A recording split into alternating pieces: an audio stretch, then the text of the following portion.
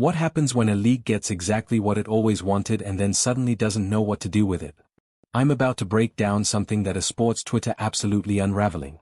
And trust me, by the time I'm done, you're going to understand why this story is far bigger than one commercial, one player, or one commissioner. We're talking about power, control, and a fundamental shift in how professional sports operated in 2024. And it all started with a 30-second ad that should have been a celebration. Let me take you inside the situation because what I'm about to reveal has been simmering beneath the surface for months. And folks, it is about to boil over in a way that will change the conversation around women's basketball forever. You see, Caitlin Clark didn't just become a star, she became an event. And events, they don't ask for permission. They don't wait for green lights from marketing departments or sign-offs from commissioners. They just happen. And when they happen fast, loud, and completely outside of whatever script the institution had written, that's when things get uncomfortable. That's when the smiles start to fade behind closed doors. Now, let me be clear about something. I'm not here to tell you that the WNBA hates Caitlin Clark. That's not the story. The story is much more complicated, much more fascinating, and honestly, much more concerning than simple dislike. What we're witnessing is something that no sports league ever wants to admit publicly. The terrifying realization that the institution no longer controls its most valuable asset. Think about that for a second. For decades, the relationship between leagues and their stars has been defined by one simple truth. The league provides a platform. The players perform on it. The league controls a narrative. The players operate within it. It's a power structure that's been in place since the dawn of professional sports.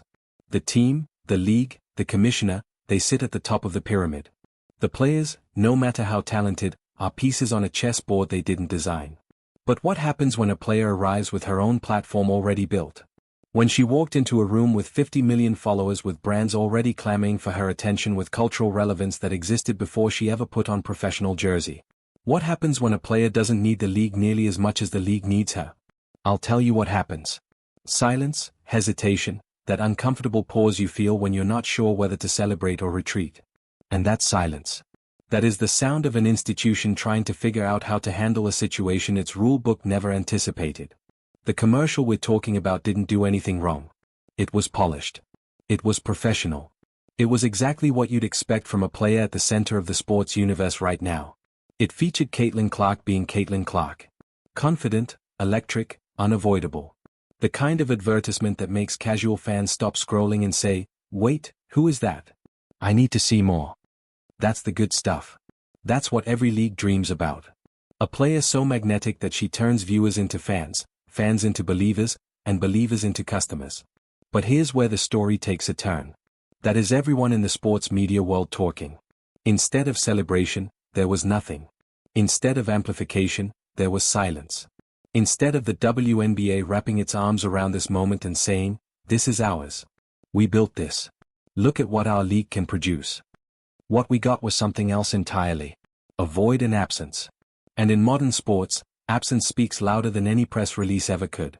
And that silence has created a ripple effect that's now reached the commissioner's office, the boardrooms of ownership, and the living rooms of fans who are starting to ask questions nobody wants to answer. Let me take you back to the moment everything changed. Not the commercial itself. But what happened after when that ad dropped?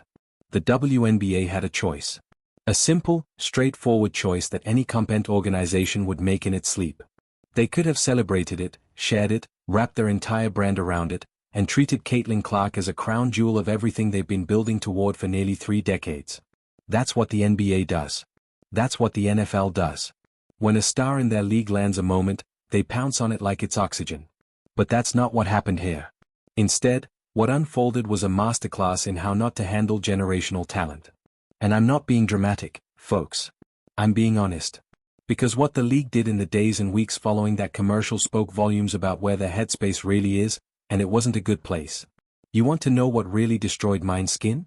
The lack of acknowledgement wasn't just strange, it was calculated.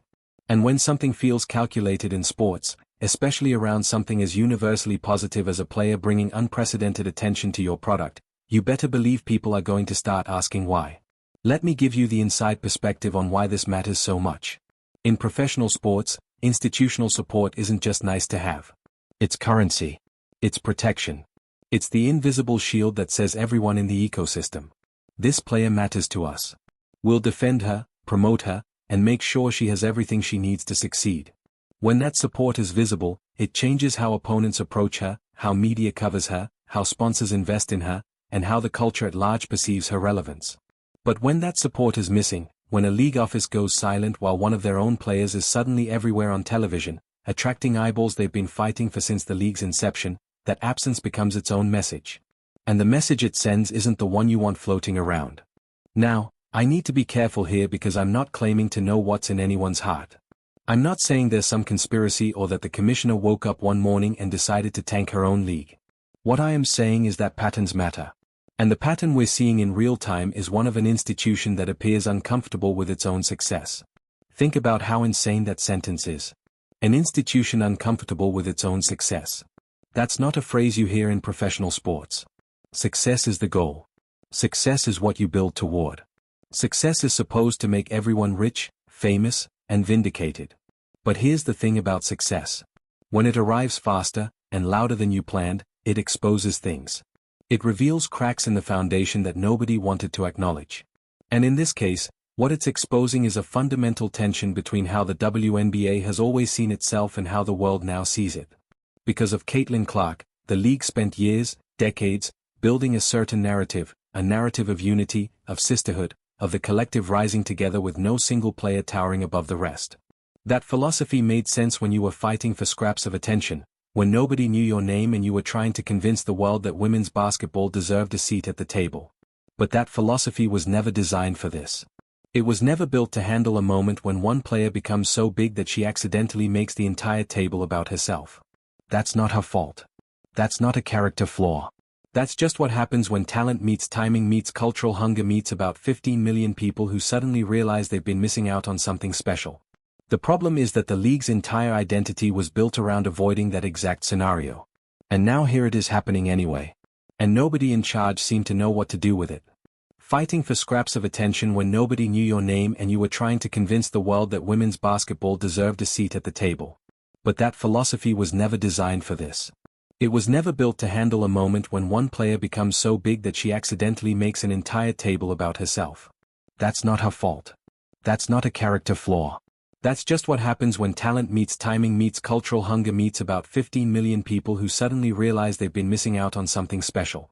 The problem is that the league's entire identity was built around avoiding that exact scenario. And now here it is happening anyway. And nobody in charge seems to know what to do with it. Now let's talk about the elephant in the room. And no, I'm not talking about the sponsors or the brands or the endless stream of commercials. I'm talking about the money. Because somewhere beneath all the talk about culture and sisterhood and collective success, there's a conversation nobody in the WNBA wants to have out loud and has everything to do with the uncomfortable reality of economics.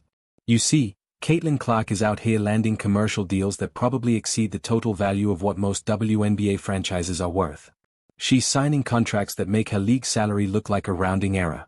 And every single time that happens, every time she fronts another national campaign or appears in another high-production advertisement, it shines a spotlight on someone the league has been hoping to avoid discussing. The massive gap between what these players generate and what they receive.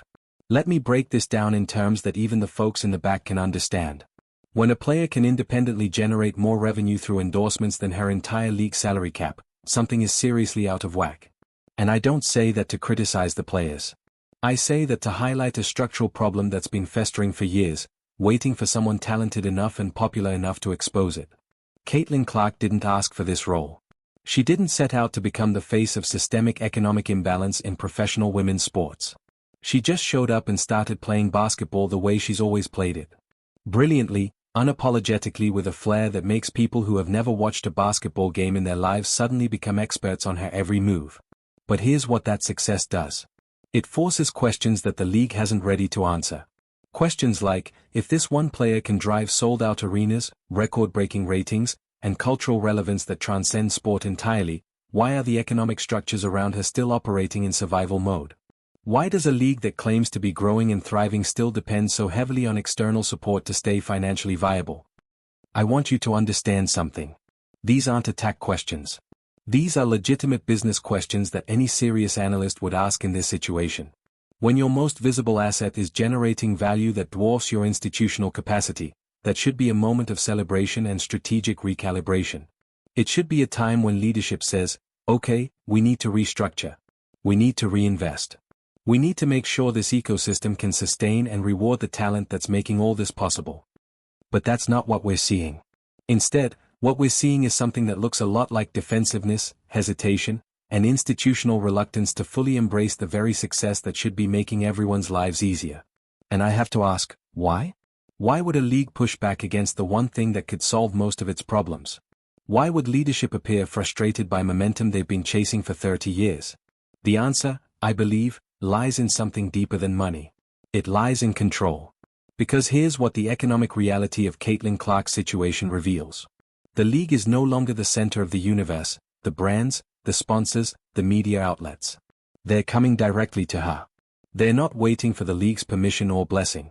They're skipping the middleman entirely and cutting deals that make the WNBA's role in all this look almost optional. That's a terrifying position for any institution to find itself in, because when you control the distribution of attention, you control the power. When the distribution happens without you, the power slips away. And institutions don't give up power willingly, even when giving it up would make everyone more successful in the long run. Let me take this conversation somewhere that might make some people uncomfortable. But this is what we do here. We don't shy away from the hard stuff. We go there because the truth is rarely comfortable. And the truth about what's happening in the WNBA right now is about as uncomfortable as it gets. What I'm about to say is not an accusation. It's an observation based on patterns that anyone with eyes can see and anyone with a brain should be thinking about. Here it is.